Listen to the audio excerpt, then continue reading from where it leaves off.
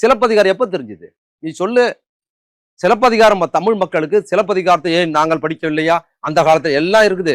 சாதாரண கிராமப்புற மக்களுக்கு மகாபாரதம் ராமாயணம் தெரிந்த மக்களுக்கு தமிழின் அடையாளம் சொல்லப்படுற சிலப்பதிகாரம் எப்போது தெரிந்தது? சாட்சி சொல்லு. எப்போ தெரிஞ்சது? அது கலைஞர் கதை வசனம் இந்த பூம்புகார் படம் வந்த பிறகு தானே தெரிஞ்சது. இல்லைன்னா நான் மிகைப்படுத்தி திமுக நீ இருந்தா சொல்லுன்ற.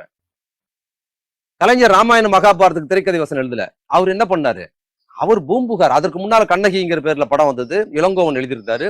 அதை தன்னோட திறமையால் சிலப்பதிகாரம் என்கிற ஒரு காப்பியத்தை திரைக்கதை சினிமா வடிவத்துக்கு மாத்தினாருங்க அவரு. அதை எழுதுறதுக்கு பிற்பாடுதான் சிலப்பதிகார கதை போக்கு என்னங்கிறது சாதாரண மக்களுக்கு தெரிஞ்சு. அதுக்கு முன்னால தெரியாது. நான் சிலப்பதிகாரத்தை படிச்சது இல்ல. சிலப்பதிகாரம் எனக்கு தெரியும். நான் மகாபாரத்தை படிச்சது இல்லை, உங்களுக்கு நீங்க படிச்சது இல்லை, உங்களுக்கு தெரியும். ராமாயணம் படிச்சது இல்லை, உங்களுக்கு கதை தெரியும்ல. அதே மாதிரி சிலப்பதிகாரம் படிச்சா கதை தெரியும். நான் படிக்கணும்னு அவசியம் இல்லை. இந்த லாஜிக் வச்சுட்டாரு கலைஞர். அவர் தான் வந்து சிலப்பதிகாரத்தை சினிமாவில் கொண்டு வந்து சிலப்பதிகாரம் பத்தி ஊரா போய் பேசி, திமுக காரங்க வந்து திருக்குறளை சிலப்பதிகாரம் பேசிதான் கதை காவியத்துல வந்து நமக்கு சீதை இல்ல கண்ணகி அப்படின்னு இவங்க சீதைன்னு சொன்னப்போ கண்ணகின்னு நிறுவனாங்க. அவங்க ராமன் சொன்னபோது வள்ளுவர் நிறுவனாங்க. இந்த ஆல்டர்னேட்டிவை மன்னர்கள் 2000 ஆண்டுகளில் யாருமே செய்யல.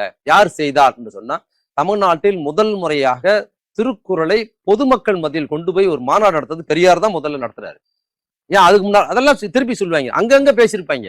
படித்தவர்கள் மத்தியில் இருந்தது திருக்குறள். தமிழ் படித்தவங்க மத்தியில் திருக்குறள் இருக்கும். அவங்கள 4 பேர் அவங்ககிட்ட பேசிப்பாங்க.